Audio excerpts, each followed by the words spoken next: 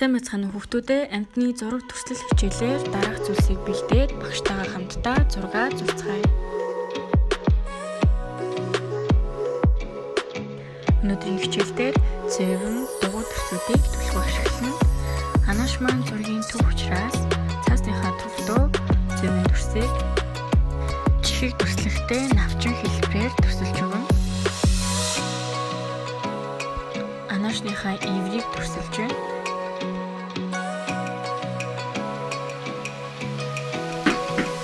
Анааш маань урт хүзүүтэй амтан болохоор цаасныг дуустал хүзүүг нь төсөлж өгье. Зургандаа чимэг оруулахаар нарыг төсөлж өгөх багш цаасны талыг дуустал нарыг тал орсон байдалтайгаар хагас дугуй төсөйг зурлаа. Нарны цацраг маань номон хэлбэрээр мөн цаасыг дуустал цацрыг төсөлөө. Номон хэлбэртэй зураас маань олон байх тусмаа гоё харагдана.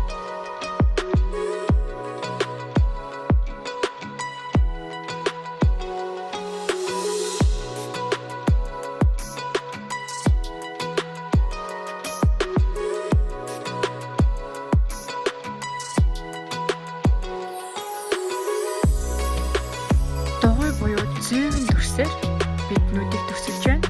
Зүүн төрсийг эхлээд төслээд дараа нь зүүн төрс дотроо тал дугуй төрсийг төслснээр нүд маань гарч ирж байна.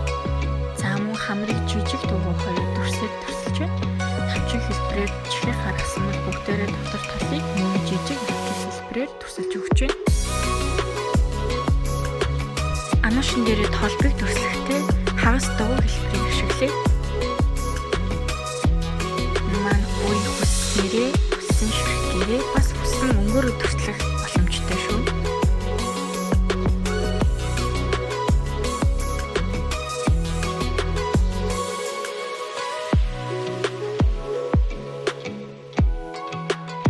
Дугуй төсийг төлтгөө ашиглаж байгаа учраас бүгдээрээ дугуй төсээрээ наган дээрээ бас чимэглэл хийж өгнө.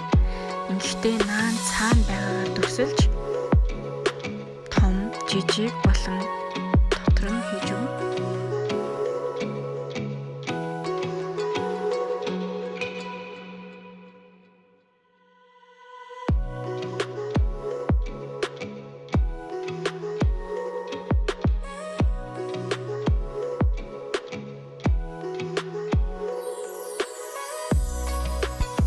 Анаашны толб болон нарны чимэглэлүүдийг хүссэн хэмжээгээрээ хийж болно.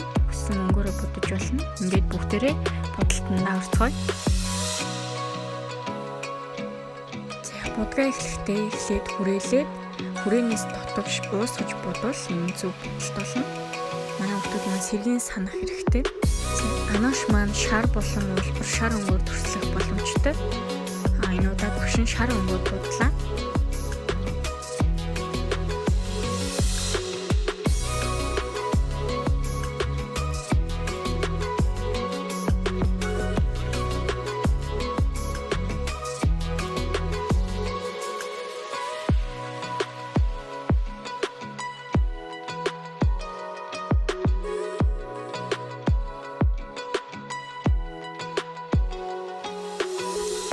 Бодолтыг хийхдээ хэтэрхий том биш, жижиг биш буюу дундын биерийг сонгож бодолтоо хийх юм бол илүү хялбар байх. За бид хамгийн том биерийг ашиглахдаа дэвсгэр буюу цаад талын хамгийн их удах талбайтай газрыг сонгодог.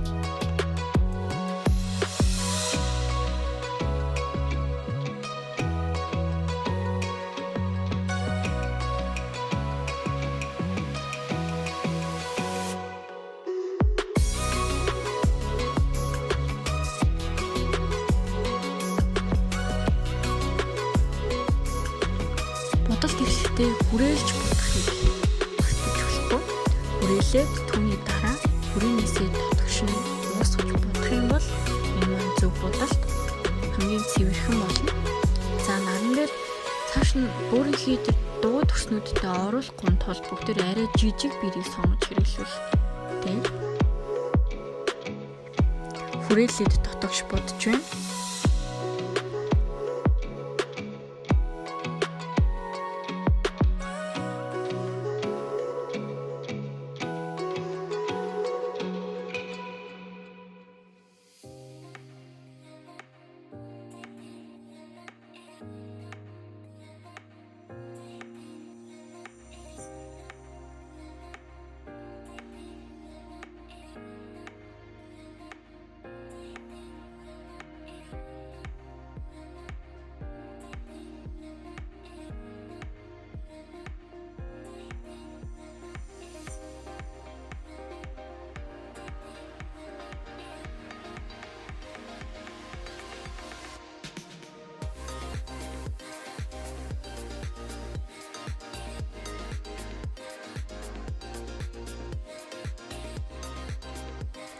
нарны цацрагаа төрсөлж байна.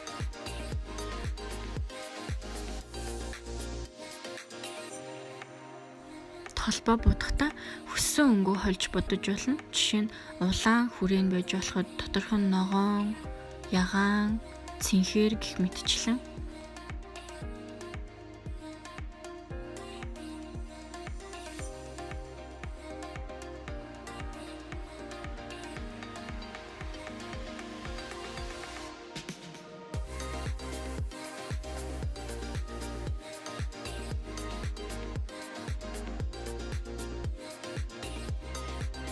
Хамгийн нарийн биерээр бүгдээрээ хар өнгөөрөө харандаагаар зурсан дүрсээ тодруулах буюу зургийн штринкийг хийж өгнө.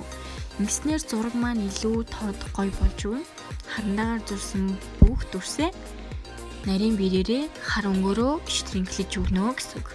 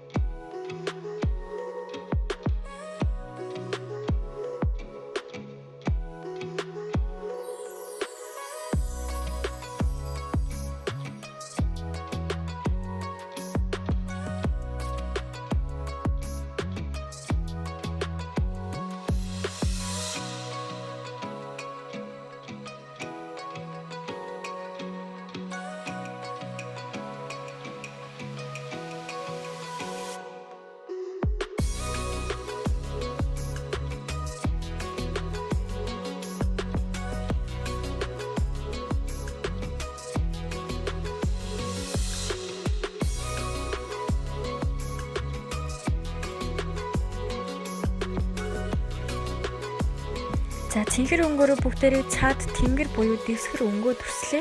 Ингэхдээ ном нь шулууныг дагуулж цэнхэр өнгөөрөө бутгах нь. За эхлээд өнгөөрөө бутлаа. Дараа нь усандаа дүрээд баг зэргийн шингэлсний дараа уусгаж будаж ус болно.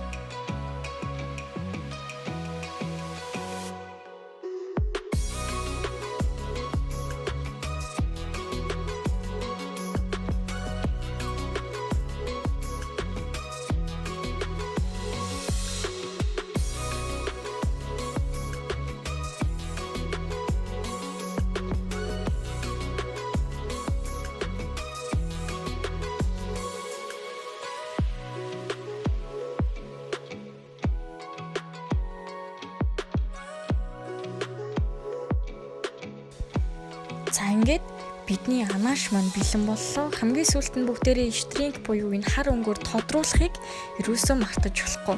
Энэ маань зургийг илүү тод бөгөөд амьлуулдаг нэгэн хэрэгсэл байгаа шүү. Зураг маань бэлэн боллоо. Дараагийн хичээлээр уулзтлаа. Түр баяртай.